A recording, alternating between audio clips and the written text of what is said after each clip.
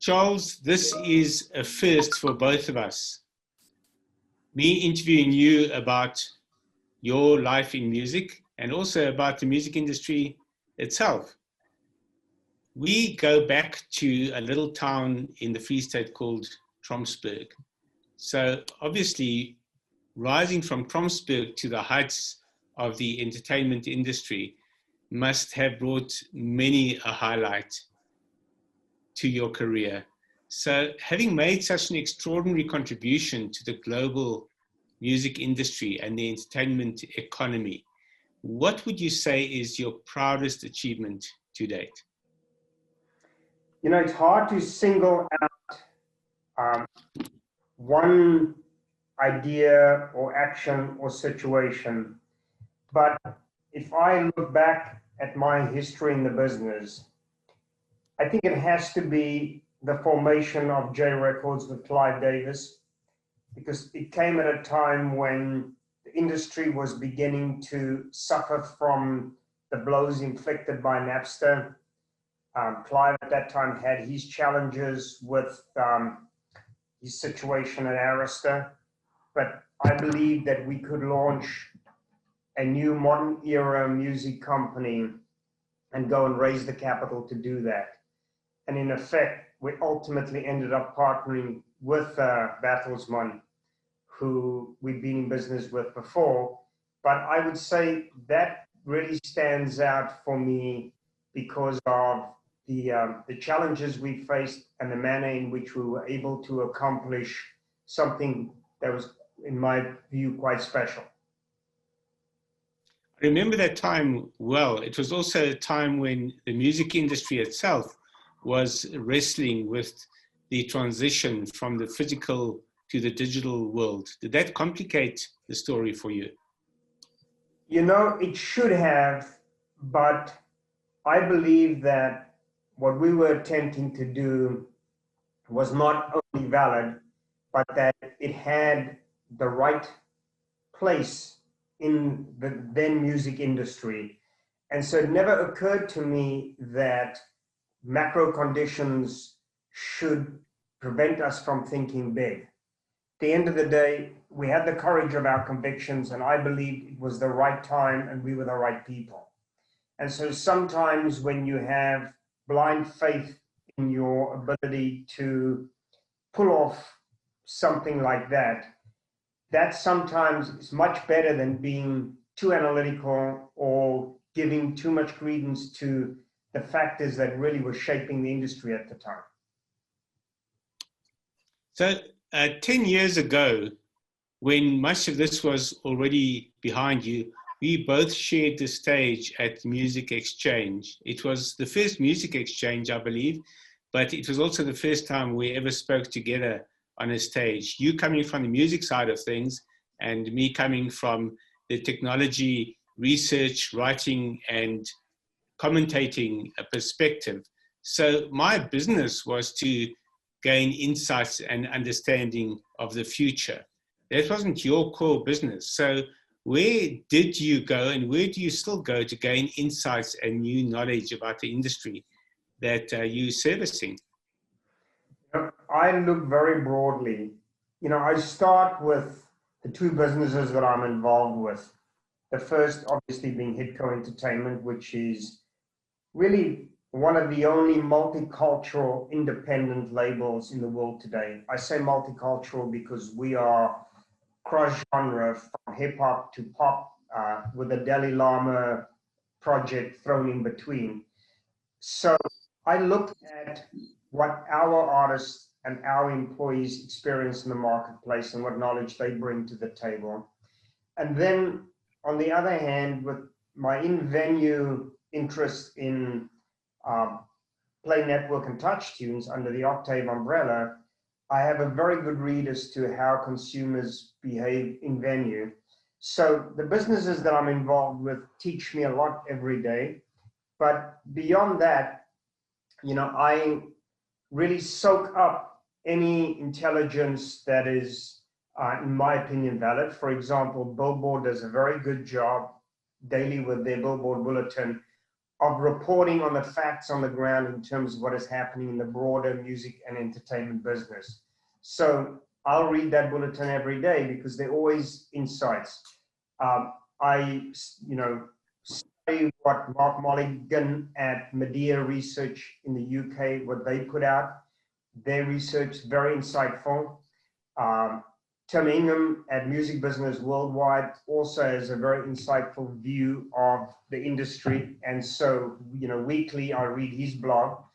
And then I'll see what commentators around the world, including you, have to say about what's happening in media and entertainment. And you also really have to look a little deeper because you have to look at what's happening in technology. For example, in today's COVID environment, live music is dead, but live streaming has taken off. So a lot of people didn't pay attention to live streaming, but it now really does matter. So you have to have a very broad purview that ranges all the way across the entertainment spectrum, not just music, and all the way across the technology spectrum, because you take a company like Hitcomb, we have not really been commercially affected by COVID in the sense that our artists create a digital product. Music is digital, videos are digital. Our product is distributed digitally and it's consumed digitally.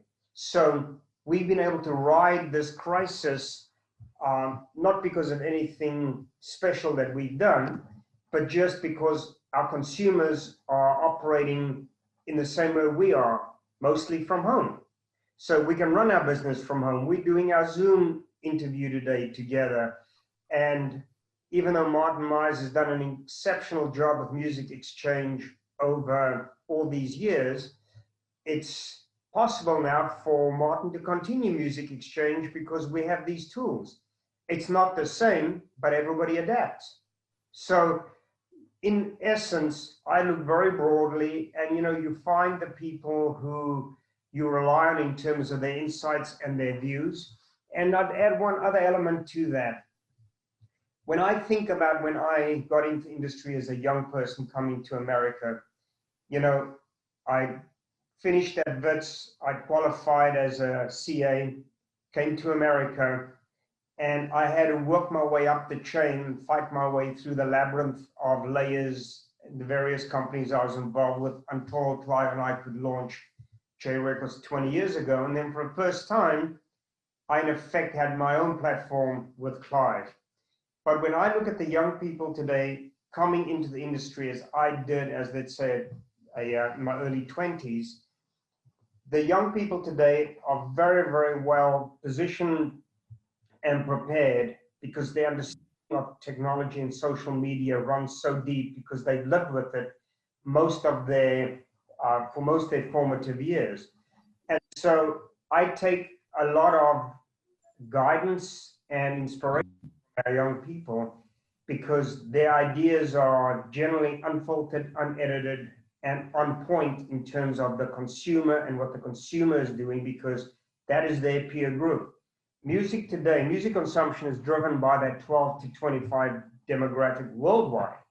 So it's a completely different way of looking at things. But when I came into the business, no one cared about what young people were thinking. You had to pay your dues.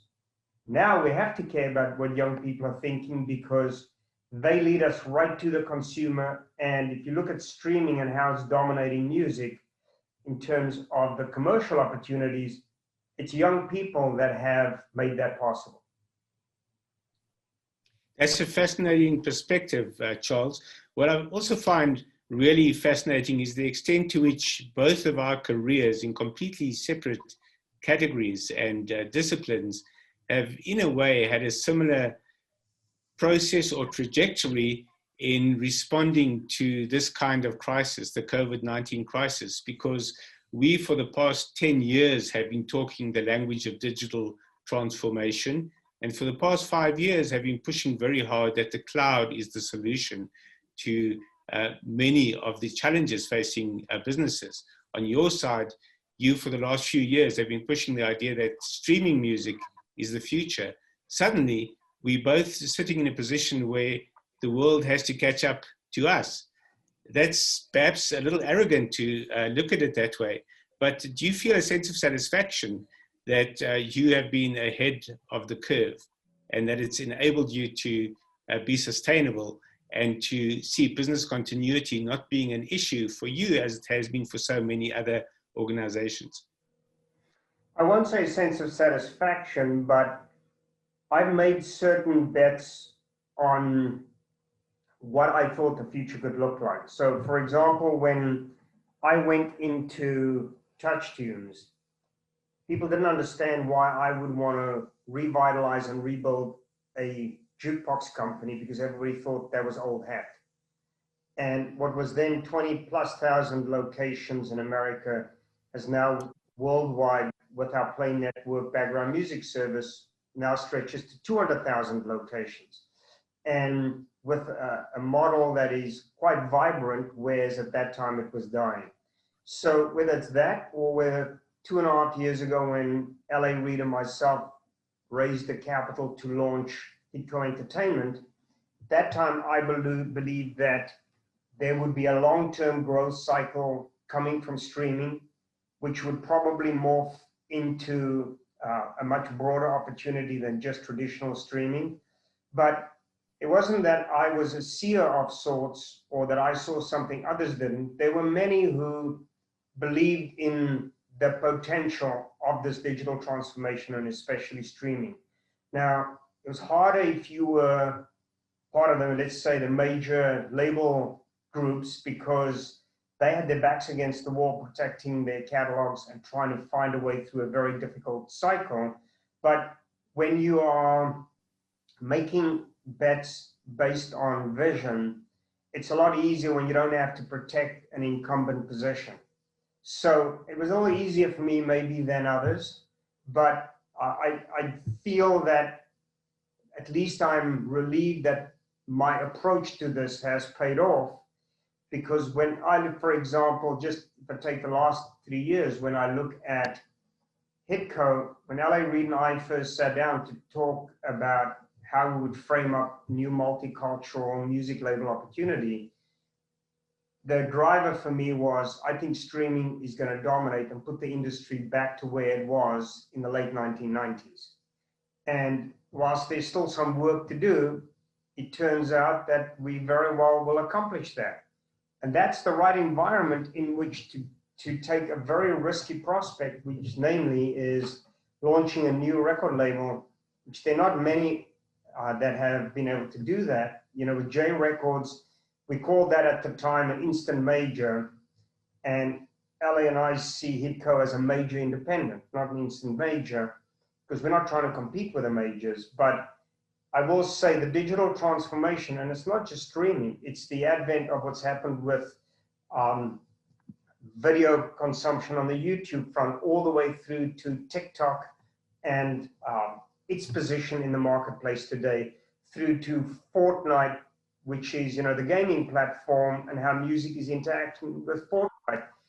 The digital opportunity is vast.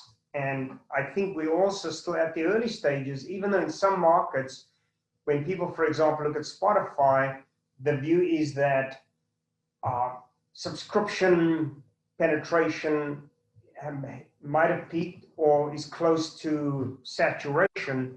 But I think what people are missing is that the social aspect of streaming is only beginning to take hold, funnily enough, driven by what's happening in the East. When you look at Tencent, for example, in China with its platforms, its streaming platforms, and all the way through to TikTok, these are experiences that were developed in the East for Eastern consumers that are now spreading into the West. And I think you will see platforms like Amazon and Spotify branch more into a social arena. They will embrace live streaming to a much greater degree than anyone would have thought. So all these platforms are starting to transform because they have to. So even though we are, in my view, in the early stages of streaming, there's already the next wave that comes, but driven by the experiences that consumers have embraced in the East versus the West.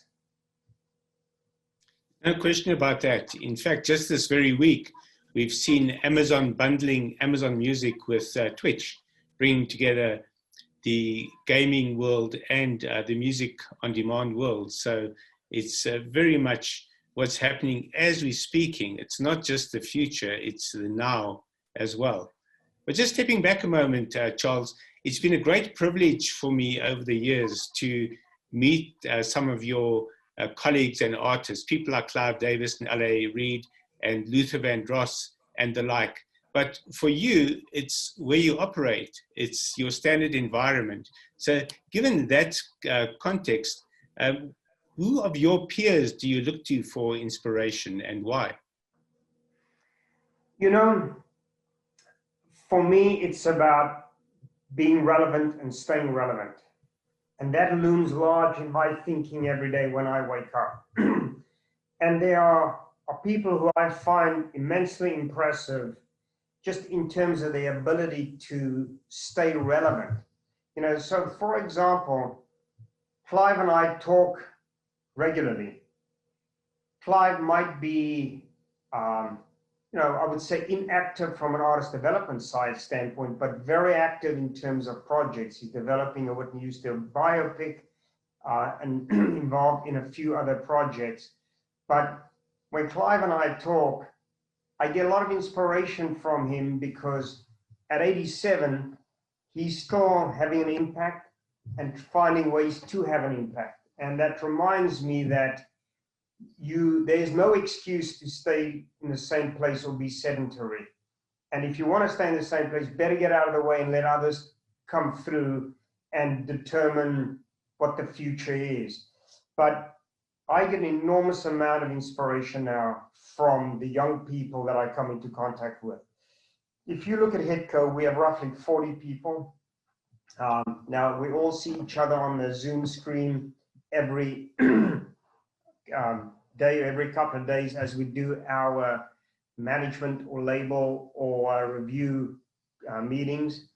But I listen very carefully to how they see the world, how they see artist development, how they see the artist, and I try and see the world of music through their eyes. And that has been, over the last 3 or 4 years, I would say, the single biggest shift for me in terms of, as you call it, inspiration, because I marvel just at how confident these young people are about how they see the business, what they see, their standards, their values. And it gives me great hope for the future of this industry because the next generation of leaders are being born under our eyes and they are young. They are people in their 20s and in their 30s who might not have been in the industry that long, but have been vested their whole lives. So right now I find that to me is probably the most inspiring part of what I experience day to day. Sounds fantastic. It's a great school or university in which to learn about the future. But talking about learning about the future, we've got Martin Myers, who for years has been pushing the idea that business is a key part of the music industry for the artists.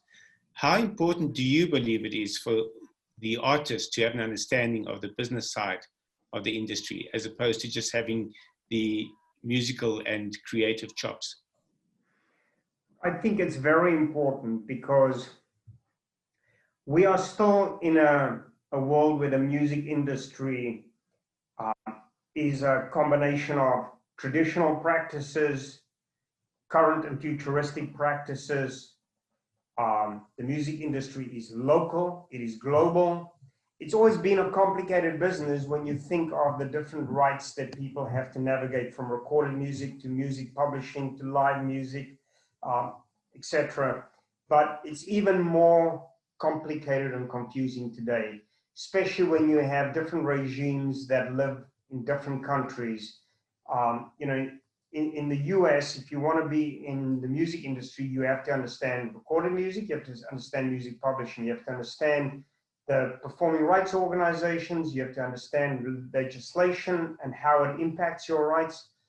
And it's no different. Take South Africa, which is a relatively small market. look at how complicated rights management is in South Africa. And granted, it's not been easy because there's been a lot of incompetence and corruption through some of these organizations, but that doesn't excuse the fact that we all live in a complicated environment.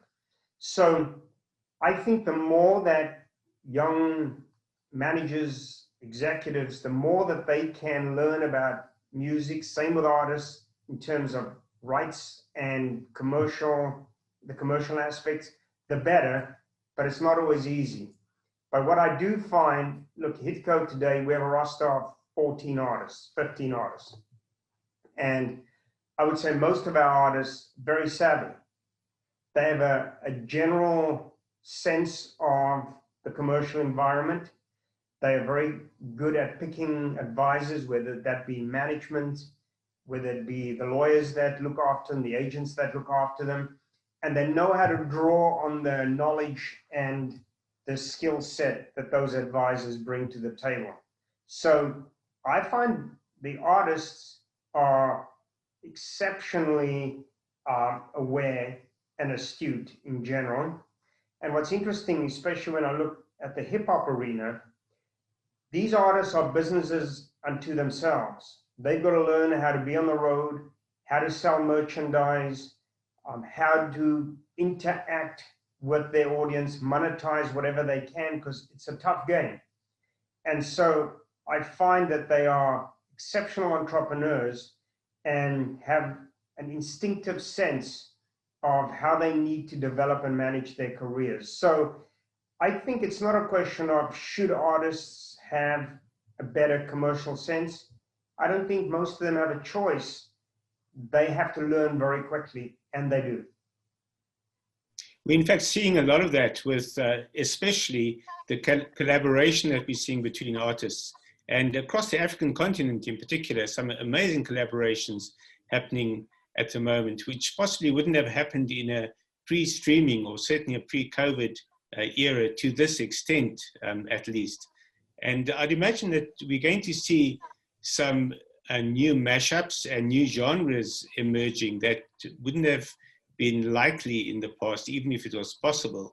Do you see new areas of growth in this regard?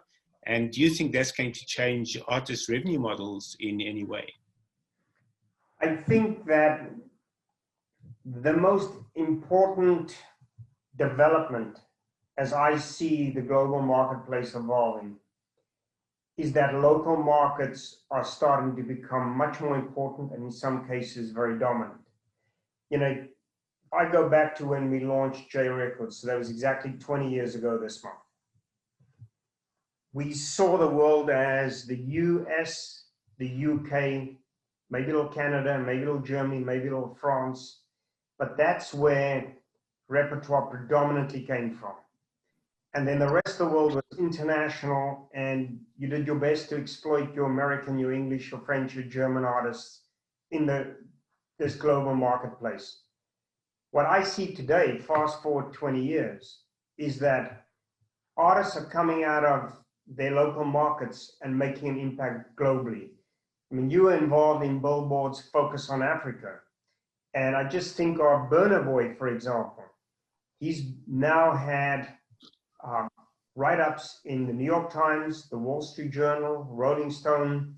So this is an artist who's now in the mainstream. His commercial results might not have caught up with his positioning globally, but when we talk in our label meetings at Hitco about artists, every now and then the discussion when we compare artists will be peppered with, let's say in this case, Burna Boy, who came up for discussion 2 weeks ago, and we were talking about an artist that we have, Ruby Rose, whose parents came from Eritrea, and she was born in America, but still has her Eritrean roots deeply ingrained.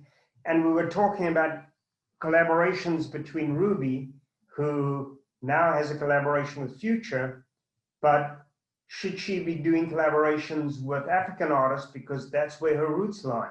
So in a label like ours, we're having these discussions which talk about collaborations that span the globe. I mean, our biggest hit in our young life at Hitco has been St. John's Roses track, where a Ukrainian remixer by the name of Imanbek, who no one had heard of, did a remix of Roses. It broke in Russia and the Ukraine, went to #1. We then partnered with Effective Records out of Russia, and they helped spread it into Eastern Europe, then into Western Europe. And as a consequence, St. John has had the #1 global Shazam track for about 16 weeks. So he's done off that track close to 2 billion streams. That track broke, and St. John broke because of a Ukrainian remixer that no one had heard of, I should say a DJ, who came up with a very innovative remix, and that became the song of the summer. So we see the world as our playground, but we have a lot of respect, and everybody should have a lot of respect for what happens locally in individual markets. And I think this, by the way, is the opportunity for Africa. You know, 10 years ago, when I was in Cape Town with you at Music Exchange, you had prepared for some of your corporate clients an analysis of the cable infrastructure that was being laid around Africa, linking Africa to Asia, Europe, and the Americas. And you and I discussed at that time that this is going to be groundbreaking for Africa, because as it significantly boosts internet speeds and data trafficking, that the African technology sector and all the way through to the music sector will benefit significantly from this. Even though we live in the cloud today, but at that time, we were having this discussion about the African future relative to music. So here we are 10 years on. What has happened in 10 years? You have a lot of services that have launched: Spotify, Boomplay, Apple, others. So your subscriber base has grown significantly throughout the sub-Saharan African continent. And even though the ARPUs are still very low, the fact is every African consumer on their mobile now has access to streaming services. And it means that consumption is at an all-time high, emanating within the African continent. So when people ask me about Africa and they say, you know, Universal, Warner, everybody's investing in Africa, I remind people everything takes time. And because your consumer power in Africa is still relatively small per capita, that's the only thing that I think is holding Africa back from being a dominant global region for music consumption as it translates into commercial opportunities. But if we were to project forward 10 years from now, my prediction will be that Africa will emerge, just like China went from being outside of the top 50 to now being close to being inside of the top 5. It's in less than 10 years. I think for Africa as a continent, the next 10 years, I think, will bring significantly more traction and commercial prosperity for music than the last 10. So I think Africa is poised for the opportunity that it should have relative to the creativity that comes out of the continent. What a difference a decade makes. But this story and your examples also are a great excuse to just look back around 25 years when I was writing for Billboard, and I was looking in particular at examples of world music emerging from South Africa. We still called it world music back in the day because of what you were talking about. It was outside of the major markets, so it was almost defined as the rest of the world, but euphemistically called world music. And there was one column in Billboard on world music, looking at different countries every week, and perhaps 4, 5, or 6 correspondents from various countries around the world contributing one paragraph on a new genre or a new mix of music. And I was always on the lookout for those kinds of examples of music that could break out. but it never did break out in those days. Now, suddenly, the world has changed. And in the last 5 years, we've seen West Africa in particular, and you mentioned Burna Boy, who really symbolizes that success of West Africa charging the American market and the UK market as well. But it seemed for a few years that South Africa was missing out on the great African explosion in the major markets. But in the past year, it seems that has shifted as well. And almost symbolizing that too was the collaboration between Master KG and Burna Boy on Jerusalema, which has now become one of the world's favorite dance tracks. And what you might call the collaboration between artists and their fans, all producing dance videos showing how they interpret the music. But firstly, very clever of Master KG to team up with Burna Boy in that way. But perhaps Burna Boy also sees this country as being part of the future that he's helping to create. What is your perspective on the previous lack of global success of South African artists and what appears to be the beginning of a breakout? So if you go back and you look at the traditional music industry, it's always been very tough for African artists because you're looking at a very competitive global landscape, and where Latin, North American, Western European artists really dominated the attention span of the majors. And as a consequence, there's very little opportunity for African artists because you had very few cheerleaders bringing them into the global marketplace. David Gresham being one of them.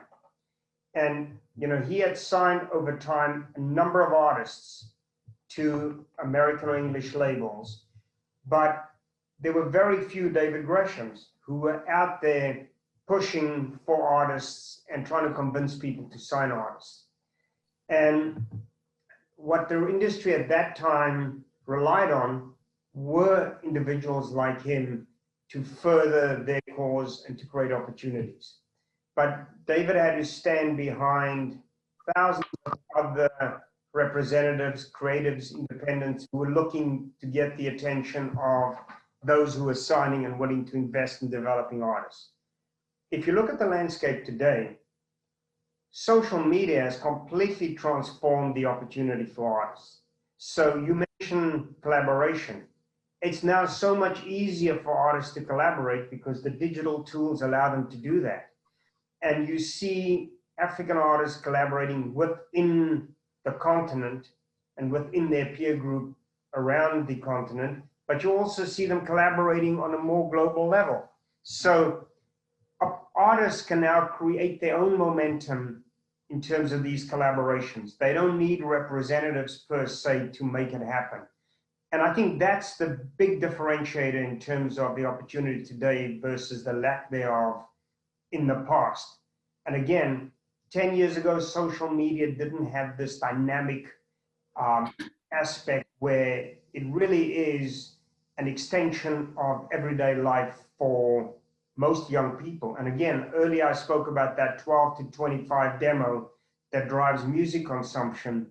And remember, most of these artists are young too. So they live in that social arena. They don't only reach their audience that way, they talk to their peers through that experience. And I think these collaborations are going to just keep accelerating. Look, I see with our artists, every single that we release generally has some collaboration in it. We signed one of the biggest TikTok influencers, Dixie D'Amelio, about a month ago. Dixie came with a song called Be Happy, which overnight went to 70 million YouTube streams, about 200 million YouTube streams, total streams, audio and video. And we've just come out with a remix of the song, which actually comes out next week. And we're collaborating with Black Bear, for example, who's signed to Alamo Records on Interscope. And so this is a new artist, it's her first song, and here's a collaboration between Black Bear and Lil Durk where she has two rappers that she's collaborating with, even though she's a pop artist. So it's just a natural evolution. And I think you're going to see a lot more of these collaborations as being the norm, not the exception. And these collaborations are, I think, going to be what propels artists throughout Africa into the mainstream. And that will create a new wave of opportunity, because the gatekeepers who have always been the representatives, and Africa having so few of those, they are now being augmented by social media opportunities that really mean that if something gets the attention of the consumer, if there's repertoire that stands out, those artists are going to have a global stage to play on, not just a regional stage. Is that going to make it easier for you to look at working with artists from the African continent? Yes, it will. Just like the description I gave you on Ruby Rose, where as an Eritrean, she wants to go back to her roots.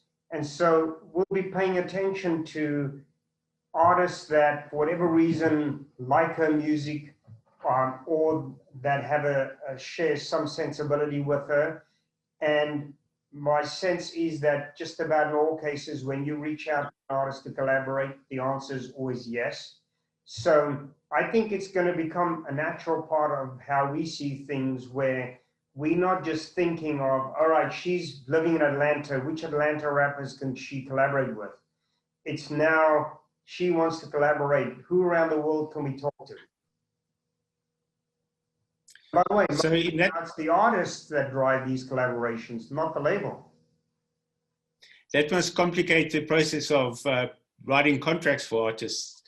What kind of contracts are you writing nowadays, and how does the artist dictate those contracts to an extent that wasn't possible before? And how does it make the deal worthwhile for both parties?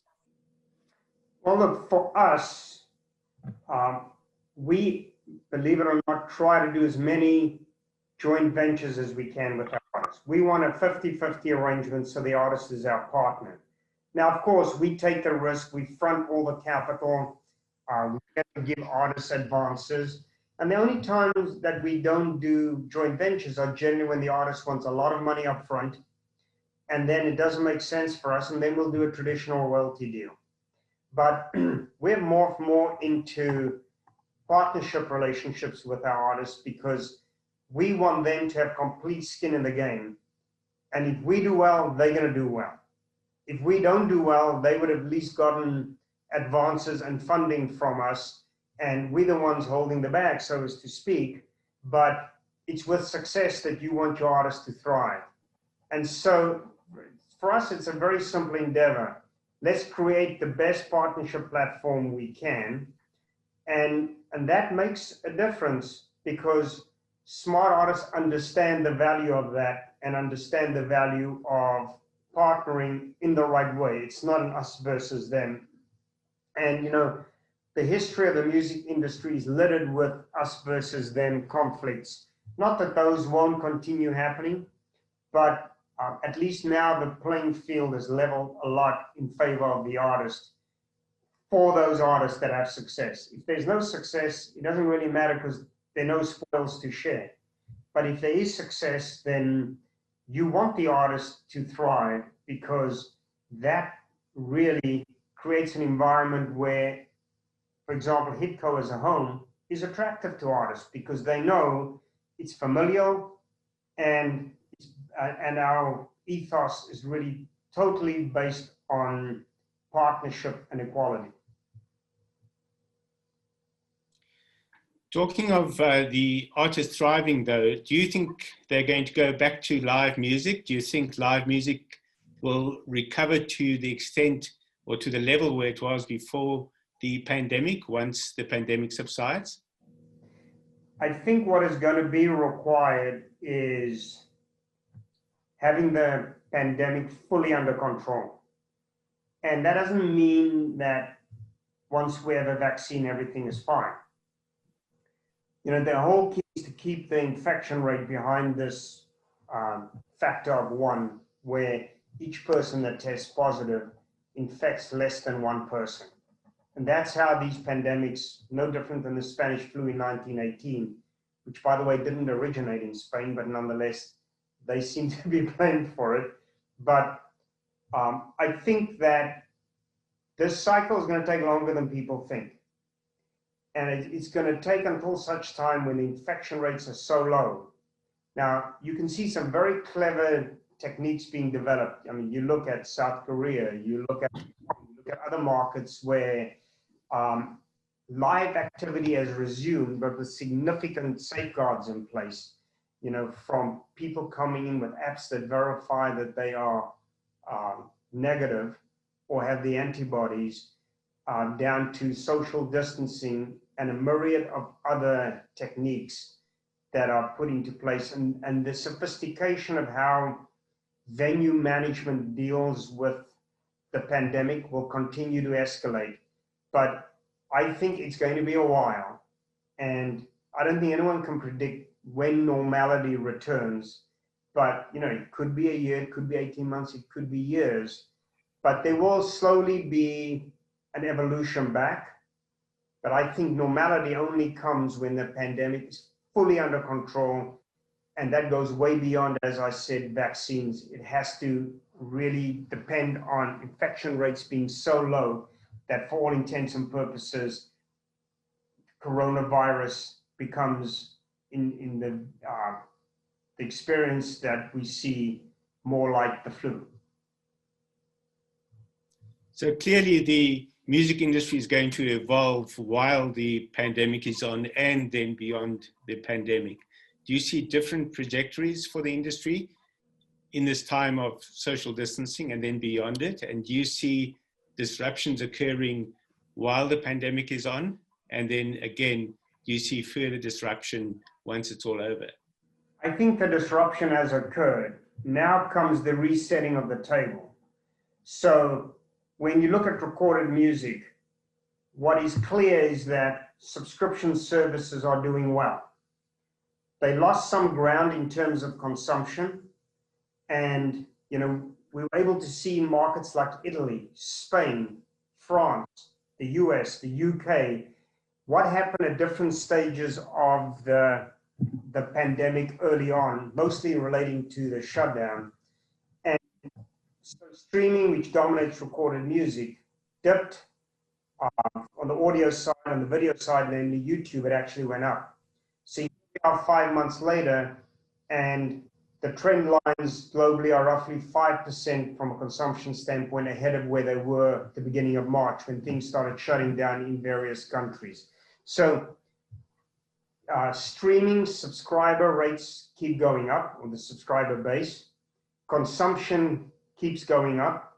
So it does feel like the driver for recorded music, namely streaming, is in good shape and will continue to be so.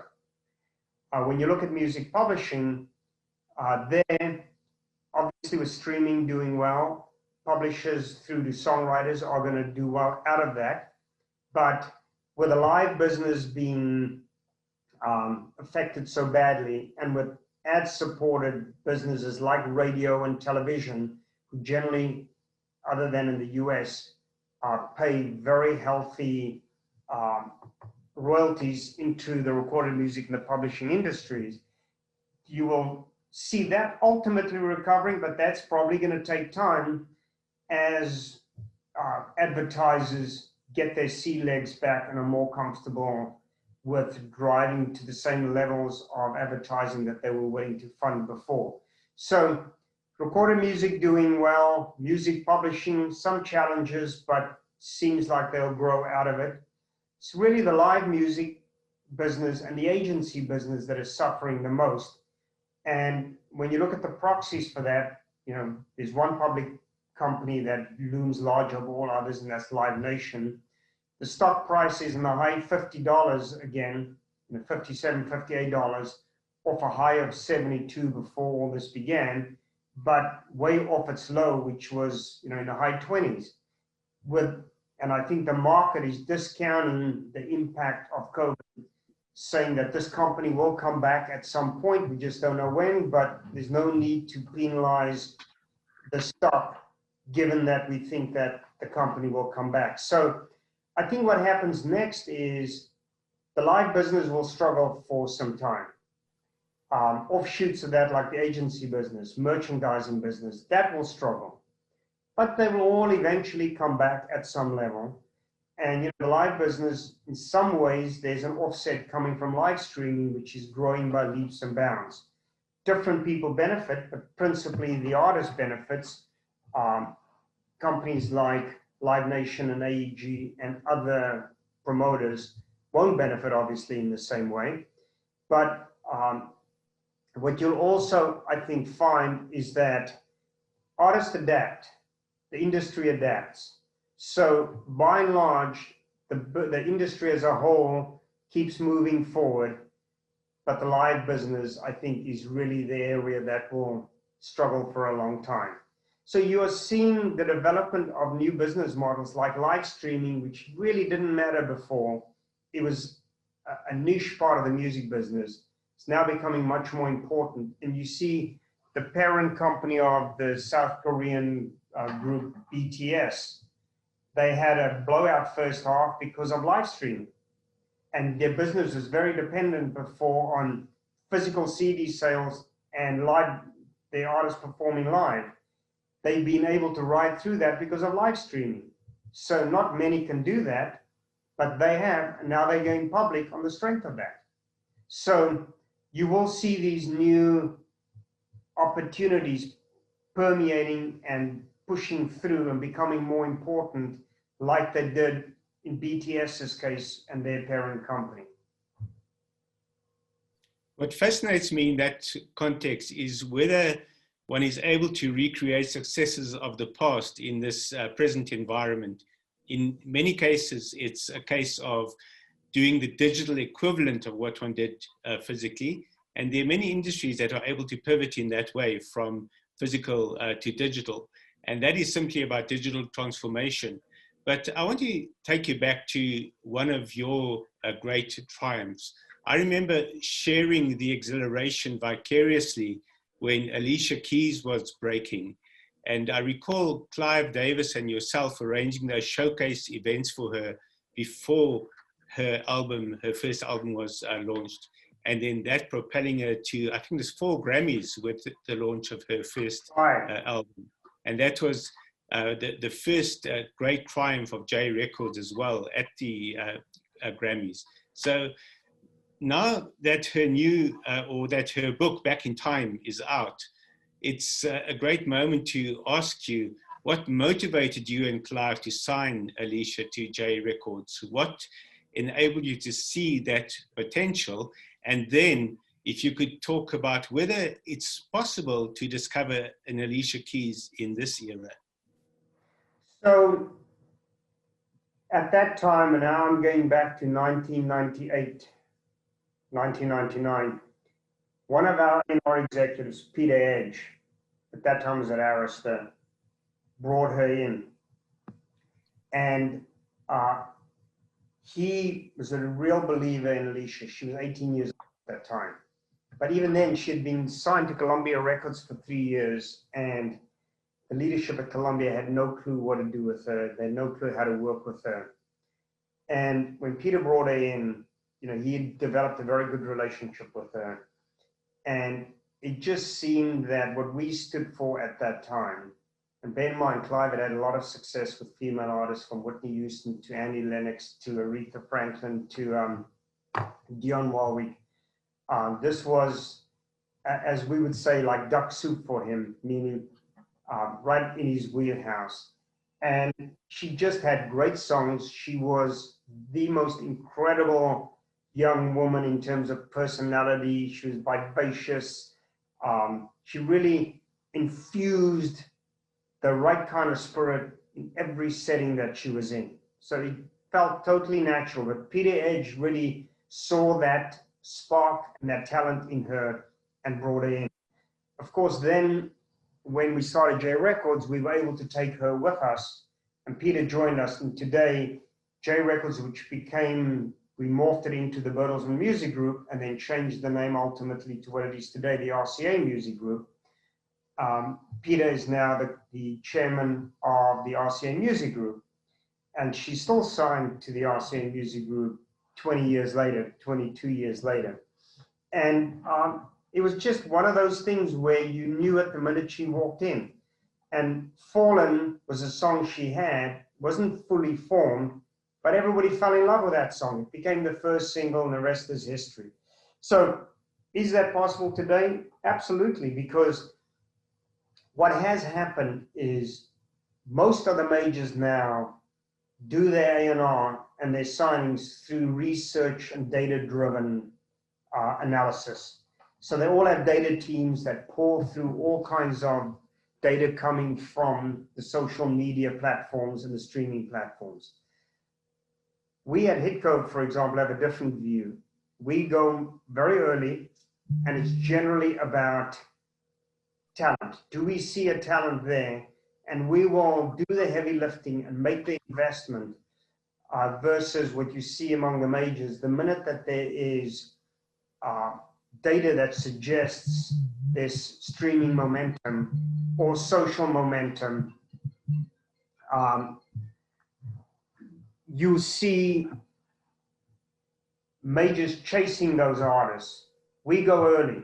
You know, there are exceptions for us. We signed Dixie D'Amelio, who's a massive TikTok star and had massive momentum with Be Happy, her first single, but we saw in her a talent, and their, you know, L.A. Reid's creative sensibility works very well with an artist like that. So we signed an artist that was known at that time. I'll call you back, David. So it really is a combination in the sense that the industry still relies on good old-fashioned talent spotting, but that is really completely now dominated and overshadowed by data-driven research that drives a lot of signings with the majors. Fascinating. Charles, to conclude our discussion, I want to get very personal for a moment.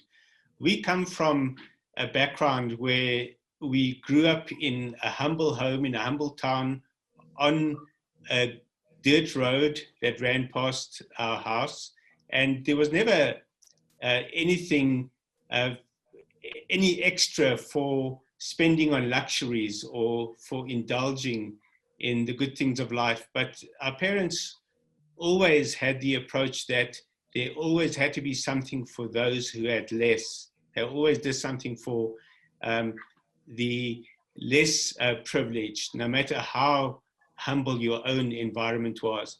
And that evolved in your life to an incredible philanthropic effort over the years that in some ways culminated with the award that you and Berry Gordy, the founder of Motown, actually shared from the City of Hope. Can you tell us for a moment about that, the experience, why the City of Hope honored you, and then can you give the audience a sense of how you decide on what areas you commit to and why that is so important to you? So, as you well put it, we grew up on a dirt road with not 2 pennies to rub together or 2 sixpences to rub together at that time. But as you remember, we never felt that we had nothing because we had a very warm and loving home. And the truth is, a lot of people were in our situation. It wasn't that we were unique to that. But I've always felt blessed that, you know, you and I and our siblings were the first to go to university. Our parents couldn't. And right from the beginning, I always felt that I had been very fortunate that I could get an education, and then felt very fortunate that I had an opportunity to take that education and my limited work experience and come to America and compete for the best.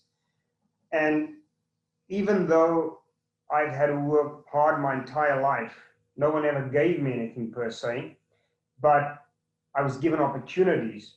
And the road in front of me was wide. There's room for a lot of people on that road.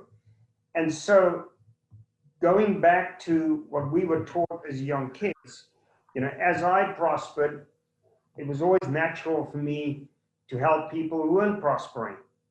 And whilst you can't help everyone, because the needs are vast and they're immense, and there are some massive organization, you know, I look at Bill Gates's global initiatives around malaria education and other causes. There are hundreds and hundreds of organizations like his that can help in the mainstream. I've always looked to see how can I take my efforts and my limited resources, relatively speaking, and get an outsized result in helping others. So I've always gravitated to people and organizations who were trying to help themselves, but just needed a leg up and needed some resources or some guidance. And that's kind of how I've looked at it.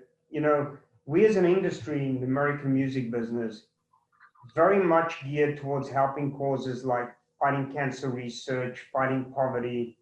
And so whether it be the City of Hope, who have a world-class research and treatment facility in Pasadena in California, dealing with pediatric cancer, and when I see the little ones suffering, it's always something that breaks my heart. And so the City of Hope was an organization that had a lot of support within the music industry and was a natural place for me to lend a hand and support. And so it's been that way. You know, today I'm encouraging my people, for example, this week we're having discussions inside the company to help minority and inner city residents figure out how they can register to vote so that they vote, because everybody should have a seat at the table. And if you don't vote, you don't have a seat at the table. And in the US, for example, in the 2016 elections, only 60% of eligible Americans voted. That doesn't really result in the right outcome where the results speak for the people, so as to speak. And so this week, that's an effort that I'm trying to encourage our people to put our resources behind and create a better dynamic, however small our contribution can be. And I do believe that we live in a world where there is a lot of largesse, but if those that have the good fortune of good lives don't share it with those that don't, this world will never be able to become what it should in this era of enlightenment. And so it is always for me an important part of what I do in my daily life to figure out how do we share without putting ourselves in a position where we can't take care of ourselves and those around us the right way. But there's always enough to go around, as my parents with very little, as you know, as they showed when even it was just about sharing the bread that we had and us not having that extra slice because it really needed to go to somebody who had no slice of bread. Indeed, we can all contribute to a better future. Everyone watching this as well. Charles, thank you. Thanks for those deep and wonderful insights. Martin Myers, thank you for giving us the opportunity to do our first ever twins interviewing each other or chatting with each other in an event like this. I hope that Music Exchange continues to go from strength to strength, and that the trajectory of this event and of the South African music industry is ever upwards. Thank you very much. Thank you, everyone, and look forward to seeing all the Music Exchange programming for 2020. Bye.